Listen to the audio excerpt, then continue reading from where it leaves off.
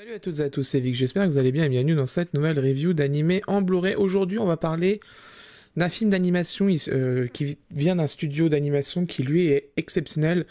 Je parle bien sûr de Violet Evergarden, le film, je crois que c'est Éternité et la poupée de souvenirs automatiques. En plus, je suis bête, c'est écrit sur le côté là. Donc voilà. Donc, Violet Evergarden. Alors déjà, on va mettre tout de suite les choses au clair. Si vous cherchez la série en Blu-ray, c'est pas possible, ça n'existe pas en France. La seule édition Blu-ray qui est en Europe, je crois de mémoire, c'est en Allemagne. Qui a une très belle édition Blu-ray d'ailleurs en Allemagne, parce que malheureusement en fait tout simplement en France c'est Netflix qui a les droits, et Netflix quand ils ont les droits ils imposent des conditions et des tarifs exorbitants. Ça a souvent fuité sur le net, etc. Les tarifs de Netflix c'est toujours un vrai problème, et les conditions aussi. Je vous donne juste un petit exemple. Quand il y a eu, je crois que c'était Seven Deadly Sins sur ADN, Canine Digital Network, il y avait en début de chaque épisode l'animation du logo Netflix. Ça, c'était une des conditions, par exemple, de Netflix pour pouvoir acquérir une licence de... Et pareil, d'ailleurs, si vous prenez le coffret Blu-ray de Seven Deadly Sins, derrière le coffret, vous avez le logo Netflix. Alors que concrètement, Netflix, ils ont acquis la licence, mais ils n'ont plus investi dans le massivement comme l'a fait Crunchyroll par exemple pour comment ça s'appelle, Dr Stone, dans la prod, hein. Massivement, quand je dis massivement, c'est des millions et des millions, enfin je veux dire voilà, mais bon bref, c'est Netflix, c'est toujours très compliqué. Le film qu'on va parler d'aujourd'hui du coup, c'est aussi un film qui a eu une seule et unique diffusion, je crois normalement de mémoire au cinéma, c'était pour la commémoration justement du studio KyoAni, et c'était l'occasion justement de se recueillir et de penser justement à ce drame qui est arrivé l'année dernière, en été 2019, où un fou tout simplement a mis le feu au studio KyoAni. Voilà. Donc ça c'est des choses qui sont très tristes. Mais on va continuer d'abord parler de Violet Evergarden. Alors, donc ça vient de chez KyoAni. Qui dit KyoAni, très souvent master très compliqué, avec fort panel de couleurs, donc du coup potentiel color banding si le traitement n'est pas au top derrière. Je pense que vu le budget qu'il y a eu pour ce film, quand même, que le traitement déjà en amont a vraiment été bien maîtrisé et bien effectué. Donc je pense que derrière, les ayants droit des autres pays vont être assez tranquilles quand même là-dessus. On verra de toute façon dans la review technique vidéo à quel point c'est propre ou pas. Donc un coffret déjà très joli, avec un fourreau en plastique avec le logo du film là sur le devant. Voilà. Derrière, il y a cette petite illustration, voilà, avec la suite logique de devant. Derrière, il y a aussi justement ça. C'est le petit flyers qui est à l'arrière, donc le logo du film, les personnages, quelques captures d'écran, quelques phrases d'accroche qu'ont eu les chroniqueurs qui ont fait la critique de ce film. Le synopsis, c'est un combo DVD Blu-ray avec à l'intérieur le livret du film, le storyboard, la fiche japonaise imprimée, on en reparlera de la fiche japonaise, il y a quelques trucs qui me chagrinent un tout petit peu, les cartes imprimées et la nouvelle, le mini-roman en gros concrètement à l'intérieur. Alors, au niveau information technique, le Blu-ray est en VOSTFR uniquement, il n'y a pas de VF, et ça c'est la grosse catastrophe à mes yeux, parce que je pense que une VF quand même sur Violette, surtout la qualité de la VF qui avait été faite pour la série, ça aurait été vraiment nécessaire. Alors, je sais que sur Netflix, il y a la VF. Est-ce que Netflix a proposé une somme faramineuse pour la VF? Je ne sais pas.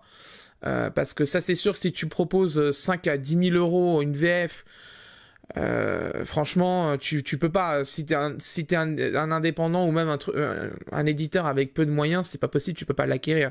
Ça fait 91 minutes en 5.1 et en stéréo, DTS Master Audio format 1.77 puisqu'il est en 16/9 entre guillemets, parce qu'en réalité il est en cinémascope, parce qu'il y a des bandes noires et en haut, puisque c'est le format cinéma. Donc on va ouvrir le coffret. Hop, alors on découvre deux illustrations du coup du coffret, l'avant, l'arrière, le côté pareil, le logo. Donc voilà. Donc on va ouvrir. Hop, voilà. Alors à l'intérieur, alors on a, c'est du basique, support plastique pour les disques. Dommage, ils ont mis 2 fois DVD alors que ici c'est le Blu-ray disque, c'est un peu dommage. Autant les effacer dans ces cas-là, ça serait beaucoup mieux. Et derrière une petite illustration sur fond bleu, hein, voilà, c'est classique. C'est classique, mais bon, ça fait le café quand même, voilà. Donc hop, alors Ça c'est fait, on va parler maintenant du coup des livrets et des cartes, etc. Donc on va commencer tout de suite avec le poster et l'affiche plutôt. Alors l'affiche, en soi, l'illustration elle est magnifique. Moi quand j'avais vu l'affiche du film, je m'étais dit « Ah ouais, stylée, elle est vraiment jolie ». Le problème de cette affiche en fait, c'est... Vous voyez, c'est trop fin. Le grain du papier est pas assez important, c'est pas assez épais. C'est dommage parce que ça, ça aurait mérité d'avoir un peu plus d'épaisseur quand même. Donc concrètement, voilà l'affiche. Hein. Bon, elle est plutôt mignonne, hein. Franchement, elle est plutôt mignonne. Hein. C'est pas non plus un grand format parce que je pense qu'un grand format c'est de suite beaucoup plus cher à l'impression. Mais voilà, donc ça c'est la nouvelle du coup qui était dit dans le contenu. Bon, comme c'est un livre, c'est considéré comme un livre, je peux pas trop montrer à l'intérieur parce que ça peut être considéré comme piratage si les gens peuvent lire dedans. Donc on va avancer. Concrètement, c'est un mini-roman. Voilà, c'est un mini-roman. Donc voilà, il y a pas. Si vous voyez le film, vous allez comprendre pourquoi c'est dedans. Je vais pas spoiler. Donc voilà. Hop, voilà. C'est pas pour spoiler, je préfère pas justement. On évite. Le storyboard. Bon, c'est un storyboard. Hein, concrètement, format livret, avec quelques notes, quelques annotations justement sur le storyboard, ce qui est bien parce qu'il n'est pas traduit en français justement. Le storyboard, là justement, quelques notes à chaque fois. De temps en temps, quand c'est nécessaire, il y a des notes pour les pages en question. Donc c'est plutôt très très bien ça. Bon, c'est un storyboard, hein. Concrètement, c'est un storyboard. Voilà, vous voyez, il y a des annotations un peu partout. C'est récurrent en fonction des planches, etc. Et vous voyez, il y a certaines scènes, par exemple, juste avant... on a vraiment la scène plutôt bien détaillée, hein, regardez. Vous voyez, elle est déjà pas mal avancée quand même, que sur la majorité des scènes, c'est juste du line, hein, concrètement. Donc voilà, hein. C'est des plans, on passe c'est des plans clés, en fait, ça, tout ça. Donc voilà, donc il y a des annotations, etc. C'est très bien là-dessus, pas de problème. Le livret, alors le livret, bah c'est un livret, mais c'est, en fait, ce qui est dommage... c'est que ça me manque un petit peu plus quoi. Voilà, je suis un peu gourmand là-dessus, mais un petit peu plus quand même. Donc voilà, donc on a une interview de la doubleuse Yui Ishikawa qui a fait qui prête sa voix du coup à Violette dans le film et dans la série du coup. On a la majorité du casting en interview, donc c'est plutôt bien. C'est sympathique. Voilà, c'est plutôt sympa. Moi je suis preneur des interviews, il y a souvent des trucs à apprendre. Donc c'est plutôt cool là-dessus. Faut pas cracher hein, quand même parce que ça, ce genre de choses, c'est quand même bien de les avoir. Quelques croquis avec les différentes tenues, la tenue de bal des débutantes. Bon, ça spoil un peu, c'est dommage, mais bon, vous allez pas savoir pourquoi c'est là. Quelques plans, croquis, tout ce qui est visuel de production en fait, hein, tout simplement. Vous voyez comment c'est bien détaillé là. Regardez, c'est beau, hein. KyoAni fait vraiment de très très belles œuvres. J'étais très fâché avec eux pendant toute l'ère Keon, Tamako Market, Coco Loconet, tous ces trucs-là qui en fait se ressemblaient énormément au niveau chara design. C'était assez problématique pour moi parce que ça me saoulait. J'ai aimé avant ça, c'est-à-dire l'ère Clanad, par exemple, qui ont fait un taf monstrueux, c'était vraiment propre. Mais alors l'ère Keon, ça m'a blasé. Je sais que je vais me faire taper par tous les fans de Keon, mais moi personnellement, j'ai pas aimé. Voilà. J'ai pas aimé. Et pourtant, j'aime bien les Slice of Life, mais les Slice of Life où c'est intéressant. Les cartes. Alors, les cartes, c'est là que je suis un petit peu... Bon. Je me doute pourquoi c'est comme ça. Les cartes, c'est des visuels de prod, ça. Ça, c'est des visuels qui sont souvent dans les livrets de doublage, les tout ce qui est book, etc. Enfin, c'est du visuel de prod, tout ça. Hein. C'est dans l'étape de production. Il y a souvent ces images-là qui traînent à droite et à gauche. Bon, ça me dérange pas de les avoir. Par contre, ce qui m'embête un petit peu, c'est que ça fait qu'on a on n'a pas de visuel vraiment haut def, bien imprimé, vraiment finalisé sur carte. Ça, c'est dommage quand même. Ça, c'est vraiment dommage parce que franchement, ça aurait été vraiment joli. Une belle carte avec Violette dessus, qui tient sa main comme ça, vraiment bien imprimé et tout, vraiment de top qualité. Franchement, ça l'aurait fait. Et bon, après, je pense que Orozum n'a pas beaucoup de droits au niveau des visuels. Et je pense qu'aussi, au moment où ça a dû être négocié, je pense que KyoAni sortait quand même d'une crise assez compliquée quand même, hein, faut être honnête. Hein.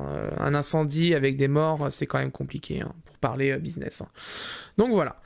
Donc, alors moi je vais aller regarder ce Blu-ray. Donc déjà on va faire quelque chose tout de suite. Je vais vous prévenir avant de passer à la review technique et au niveau des traductions, etc.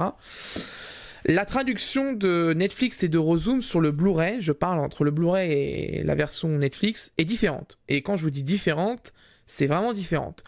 Parce que j'ai commencé vite fait à regarder, j'en avais parlé sur Twitter justement. Netflix a une tendance à suradapter, que Rozoom a tendance à plutôt n'essaye pas de prêter des propos qui n'existent, que ne dit pas Violette. Donc c'est compliqué, c'est pour ça que vous ça va être instantané, mais moi ça va prendre beaucoup de temps justement pour analyser tout ça, parce qu'il me faut les deux traductions en même temps sous les yeux pour comprendre ce qui est fait et que je compare justement avec quelqu'un qui est spécialisé, qui est traductrice de toute façon, professionnelle, pour qu'elle me donne son avis et qu'elle me dise qu'est-ce que vaut le travail de Rozoom et le travail de Netflix, et du coup on choisisse la meilleure, parce que si jamais la traduction de Netflix est mauvaise, autant vous rabattre sur le Blu-ray et de voir une traduction vraiment digne de ce nom. Et les traductions mauvaises chez Netflix, vous prenez la série télé, les sous-titres français, je peux vous garantir c'est une vraie catastrophe, parce que entre les contresens, les problèmes de formulation, les phrases qui sont pas du tout, enfin c'est pas français au niveau du sens, enfin il y avait plein de problèmes. Je sais que quand je l'ai vu moi l'animé, j'ai hurlé dessus parce qu'il y avait des choses, c'était vraiment obvious. Par exemple, je vais vous faire un exemple tout con qui est pas dans la série, mais je vais vous donner l'ampleur du dégât. Par exemple, quand on dit il est mort, Netflix a tendance à dire il est parti. Voilà. Alors que la personne dit bien en japonais il est mort. Voilà. C'est le genre de truc qui m'énerve chez Netflix. Et d'ailleurs, si vous voulez voir aussi une traduction catastrophique, vous regardez Ice Core Girl chez Netflix. C'est une boucherie au niveau nullité. C'est traduit au robot de toute façon, faut pas se leurrer. Et c'était vraiment abominable. Il n'y a pas d'autre mot, c'est abominable. Quand j'ai vu ça, je parle bien de la saison 1. La saison 2, ils ont fait quand même 2-3 efforts, parce qu'ils se sont dit, putain, on s'est fait taper dessus. Mais la saison 1, c'est inacceptable de comment c'était nul, franchement. Il y a des screens qui traînent partout. C'était d'ailleurs l'épisode le plus screené sur les sites sur les Tumblr de foutage de gueule des sous-titres professionnels de simulcast.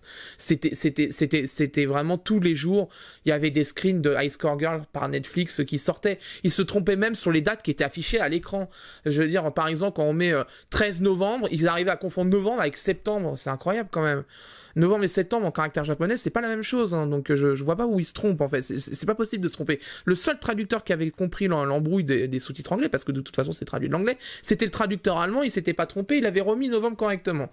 Donc voilà, bref, je n'apprécie pas Netflix, je suis désolé pour ceux qui aiment ça, je n'apprécie pas Netflix parce que pour moi c'est des opportunistes de l'animation japonaise, ils n'investissent pas dans l'élément clé qui est la traduction, et ce qui est à mes yeux une hérésie, parce que sans traduction de qualité, on perd tout simplement l'intérêt d'une œuvre, parce que la traduction est le pont entre votre langue et la langue de l'œuvre. Si le pont est branlant, vous allez jamais marcher correctement dessus. Voilà. Concrètement, c'est pour illustrer.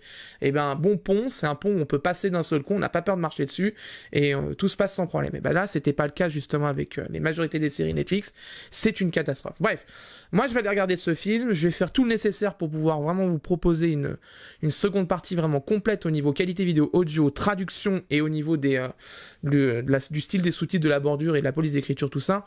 Et on conclura de toute façon sur est-ce qu'il faut l'acheter ou pas. Donc voilà, donc bref, à tout de suite. Bien, après avoir vu Blu-ray, je peux vous donner mon avis. En ce qui concerne la définition, c'est une définition de 1901 par 1080, mais en réalité, l'image utile de la vidéo est en 1901 par 804, tout simplement parce que Violet Evergarden a été fait au format Cinémascope. Un FPS de 23,276, une compression en H264 via le compresseur X264, c'est très important parce que ça aura une incidence sur la vidéo. Un débit qui avoisine les 35 mégabits par seconde en moyenne, ce qui est un bon taux pour le film en question, puisque tout simplement, c'est le débit nominal de la majorité des films d'animation au Japon et aux États-Unis. Eurozoom sur Lise et l'Oiseau Bleu, avec pourtant un master provenant de Kyoto Animation, avait produit un miracle sur la chaîne. La qualité vidéo était exceptionnelle. Je n'avais pas la moindre remarque à faire dessus, et franchement, ça m'avait fait grandement plaisir. Pour Violette, évidemment, l'exploit est reproduit. Sur les 1h30 de film, je n'ai pas trouvé un seul défaut de compression, aussi bien sur mon téléviseur 4K qui est ultra exigeant, que sur mon moniteur professionnel de contrôle, qui me sert tous les jours pour mon boulot. Vraiment, ça fait plaisir à voir, car comparé à la version Netflix, le niveau de la qualité vidéo et la conservation des détails est nettement plus important sur le Blu-ray que sur la version streaming. Knowing, c'est indiscutable. En ce qui concerne le son, il n'y a qu'une simple piste, enfin il y a juste la VO en DTS HDMI 5 points et en stéréo 24 bits 48 kHz. Donc le 24 bits 48 kHz c'est pour les deux pistes, aussi bien que la 5 points que la stéréo. Comme je l'ai dit dans l'unboxing, le Blu-ray ne propose pas de VF. Ça c'est malheureux,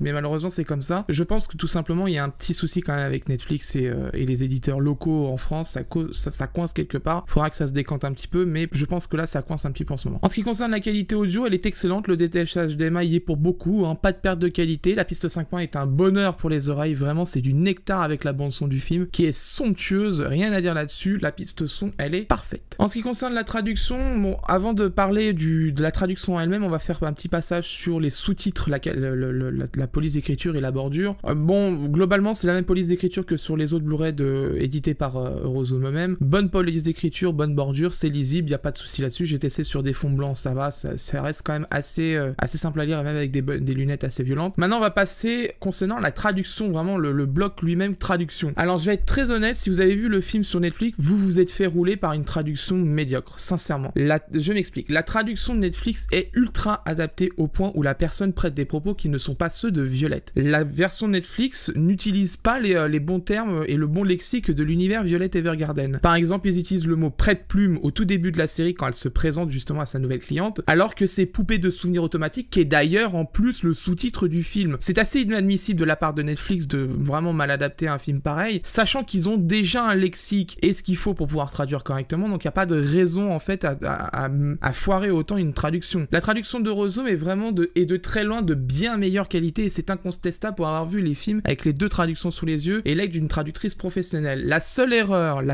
est à 1h 20 minutes et 40 secondes. Eurozoom a traduit Tagamiwa Violet ga Tetsudata par c'est Violette qui m'a remis cette lettre, alors que le vrai sens tel qu'il est en japonais, c'est Violette l'a aidé à écrire cette lettre. C'est dommage, c'est vraiment la seule erreur pure, vraiment nette, où il n'y a aucune raison d'avoir mis la phrase qu'ils ont mis Eurozoom, et c'était plutôt celle que je vous donne, mais c'est dommage. C'est vraiment la seule erreur de traduction, c'est bien dommage. Mais tout le reste, franchement, globalement, les choix d'adaptation se comprennent. Je vous rappelle qu'il y a des contraintes quand même dans les sous-titres, mais globalement, il n'y a même pas besoin d'aller plus loin. La traduction de Netflix, c'est une vraie catastrophe, mais en tout point, il y a des phrases, ça ne veut rien dire en plus ce qui est dedans. Il y a des contresens, c'est vraiment à vomir en fait, tout simplement. Là-dessus, la traduction d'Eurozoom sur ce Blu-ray est quand même beaucoup mieux. Je sais que la traduction pour la diffusion du film au cinéma avait été pas mal critiquée, mais là, sur le Blu-ray, franchement, c'est quand même beaucoup mieux. Il n'y a pas d'embrouille. En conclusion, ce coffret vaut vraiment le coup. Vous allez me dire, il n'y a pas la VFX, c'est inadmissible, blablabla. J'entends l'argument, ça là-dessus, je le comprends totalement. Pour les personnes qui sont réfractaires aux sous-titres, c'est vrai que c'est vraiment assez embêtant. Franchement,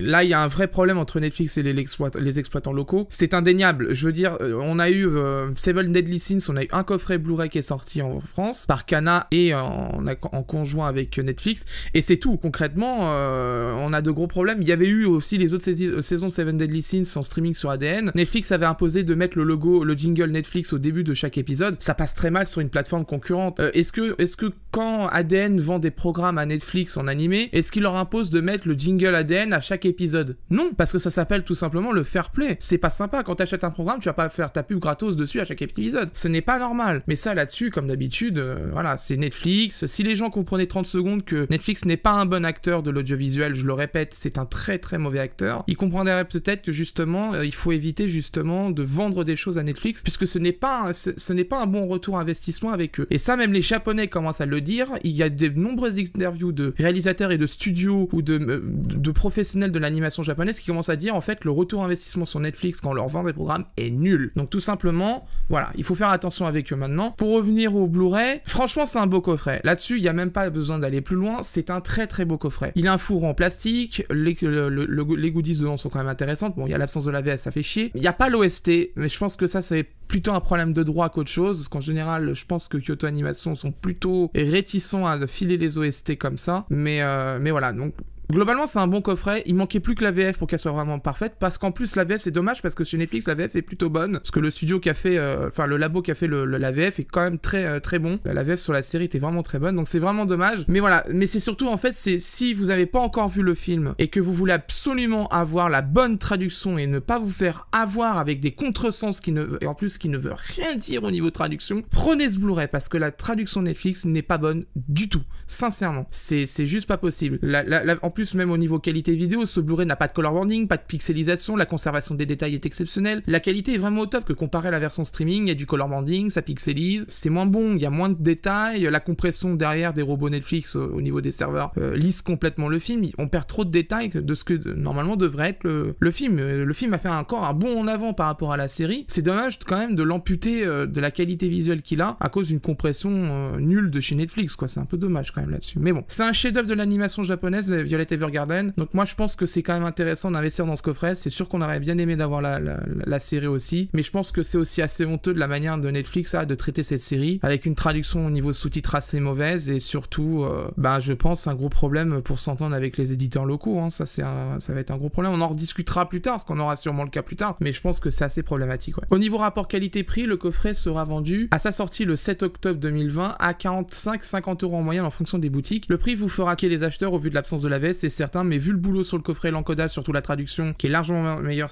que celle de Netflix, je pense que ça vaut le coup d'avoir quand même physiquement quelque chose de quand même beaucoup plus intéressant au niveau qualité, vidéo et traduction que regarder une merde de chez Netflix qui n'a aucun intérêt, sincèrement. Ça n'a aucun intérêt. Voilà, c'est la fin de cette review. J'espère qu'elle vous a plu. Prochainement, j'espère qu'il va sortir enfin un jour, celui-là. On va avoir normalement le coffret Blu-ray de Steins Gate 0. Enfin, normalement, il va arriver. Il est reporté en ce moment. C'est assez embêtant. Mais normalement, il va arriver. Donc, du coup, on espère qu'il va arriver fin septembre quand même. Ou alors, ça sera en octobre. Hein. Normalement, il y a aussi 2-3 reviews qui vont arriver. Il y a Free Basket qui va arriver. Fire Force qui va arriver parce que Kana va me les envoyer normalement. Donc, du coup, je pense qu'on est plutôt bien là-dessus. Il n'y aura pas de problème. Mais de toute façon, si vous souhaitez être tenu au courant des prochaines reviews, n'hésitez pas à me suivre. Dans la description, j'ai mis le lien vers mon compte Twitter. N'hésitez pas à me suivre. Je suis pas quelqu'un qui poste beaucoup sur Twitter, mais enfin, je troll de temps en temps, je fais des blagues, etc. Mais quand je maintiens l'activité de ma chaîne, je le fais comme ça, c'est bien carré. J'explique la situation et tout. Voilà. Si vous souhaitez soutenir la chaîne, bien évidemment, les liens affiliés à Amazon sont en description. Ça me permet de retoucher une commission derrière. Ça fait de la marge en moins à Amazon, c'est ça qu'on leur retire. Et ça me permet de réinvestir dans des coffrets que je puisse faire en review pour vous. Surtout peut-être des coffrets que moi, peut-être pas forcément j'achèterais, mais que vous voulez voir en review s'ils valent vraiment le coup ou pas. Il y a aussi le lien Utip si vous souhaitez faire un don. Hein, bien sûr, il n'y a plus les publicités maintenant, ils les ont retirées. Mais si vous souhaitez faire un don pour la chaîne, n'hésitez pas, le lien Utip est en bas dans la description. Quant à moi, je vous laisse et d'ici là, portez-vous bien. Ciao.